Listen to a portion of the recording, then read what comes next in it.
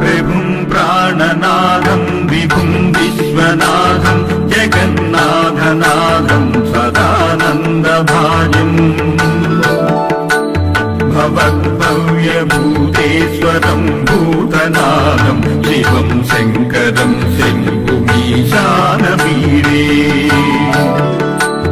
गले रुण्डमालं तनौ सर्पजालं महाकालकालं गणेशादिकालं जटाजूटगङ्गोत्तरं गैर्विशालं शिवं शङ्करं शम्भुमीशानवीरे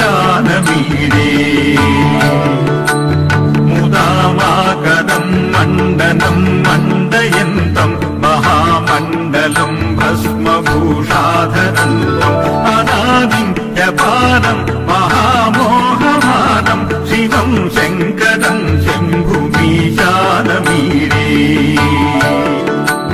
वदाधो निवासं महाट्टाटहासं महापापनाशं सदा सुप्रकाशं गिरीशं गणेशं सुरेशं महेशं शिवं शङ्करं शम्भुमीशानवीरे गिरीन्द्रात्मजा सङ्गृहीतार्थदेहं गिरौ संस्थितं सर्वदा पन्नगेहं परब्रह्म ब्रह्मादिभिर्वन्द्यमानं शिवं शङ्करं शम्भुमीशानवीरे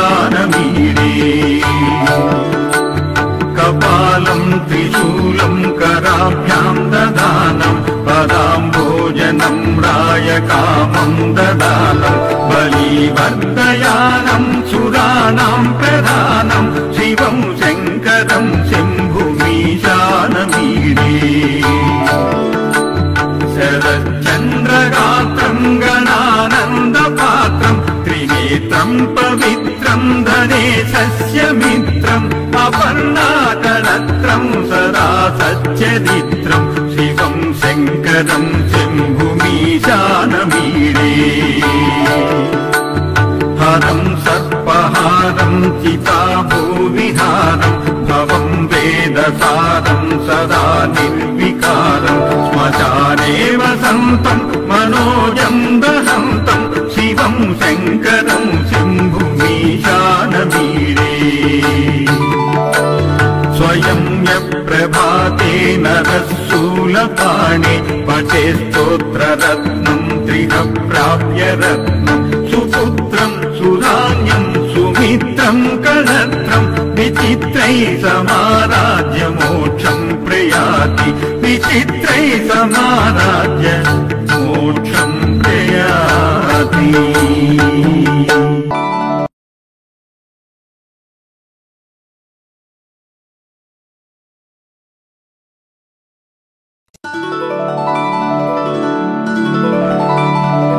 प्रभुं प्राणनाथं विभुं विश्वनाथं जगन्नाथनाथं सदानन्दभाजम्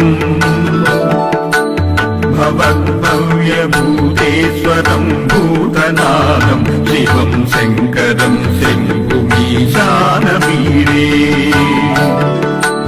गले रुण्डमालं तनौ सर्पजालं महाकालकालं गणेशादिकालं जटाजूटगङ्गोत्तरं गैर्विशालं शिवं शङ्करं शम्भुमीशानवीरे मुदामाकरं मण्डनं मण्डयन्तं महामण्डलं भस्मभूषाधरन्तम् अनादिं जपानं महामोहमानं शिवं शङ्करं शम्भुमीशानवीरे वदाधो निवासं महाट्टाटहासं महापापनाशं सदा सुप्रकाशं गिरीशं गणेशं सुरेशं महेशं शिवं शङ्करं शम्भुमीशानवीरे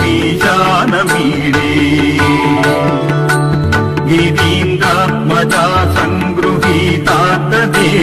गिरौ संस्थितं सर्वदा पन्नगेहं परब्रह्म ब्रह्मादिभिर्वन्द्यमानं शिवं शिवं शङ्करं शम्भुमीशानमीडे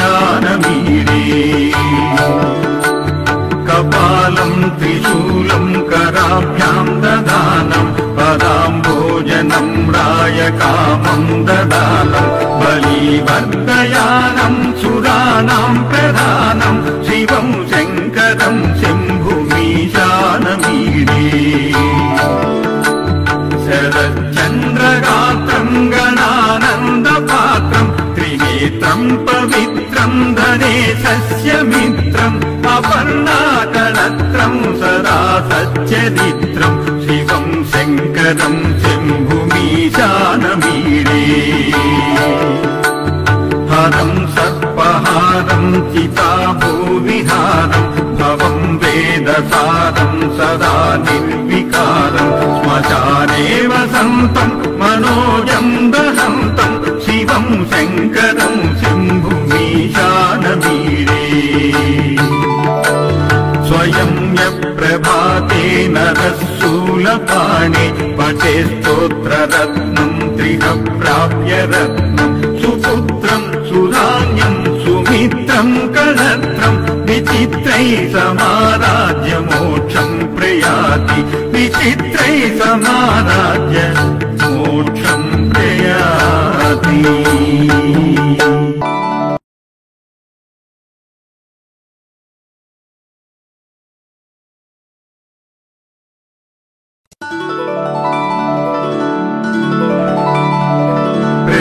प्राणनाथं विभुं विश्वनाथं जगन्नाथनाथं सदानन्दभाजम् भवद्भव्यभूतेश्वरं भूतनाथं शिवं शङ्करं शम्भुमीशानमीडे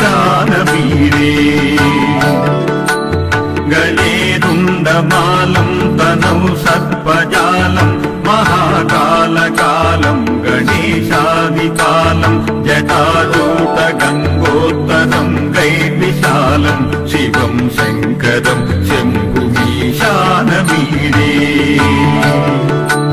मुदामाकरं मण्डनं मण्डयन्तं महामण्डलं भस्मभूषाधरन्तम् अनादिं जपानं महामोहमानं शिवं शङ्करं शम्भुमीशानमीडे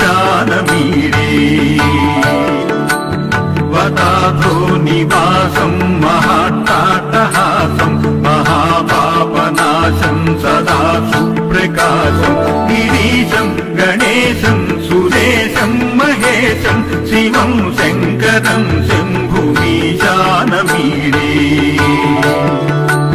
गिरीन्द्रात्मजा सङ्गृहीतार्थदेहं गिरौ संस्थितं सर्वदा पन्नगेहं परब्रह्म ब्रह्मादिभिर्वन्द्यमानं शिवं शङ्करं शम्भुमीशानमीडे कपालं त्रिशूलं कराभ्यां ददानं पदाम्भोजनं रायकामं ददानं बलिवर्धयानं सुराणां प्रधानं शिवं शङ्करं शम्भुमीशानमीडे शरच्चन्द्रगात्रं गणानन्दपात्रं त्रिनेत्रं पवित्रं धनेशस्य मित्रम् अपर्णाकलत्रं सदा सच्चरित्रं शिवं शङ्करं शम्भुमीशानमीडे हरं सर्पहारं चिताभूविहारं भवं वेदसारं सदा निर्विकारं श्मशाने वसन्तं मनोजं दहन्तं शिवं शङ्करं शम्भुमीशानमीडे स्वयं यप्रभाते नरशूलपाणे पठे स्तोत्ररत्नं त्रिह प्राप्य रत्नं सुपुत्रं सुधान्यं सुमित्रं कलत्रं विचित्रै समाराज्य मोक्षं प्रयाति विचित्रै समाराज्य मोक्षं प्रयाति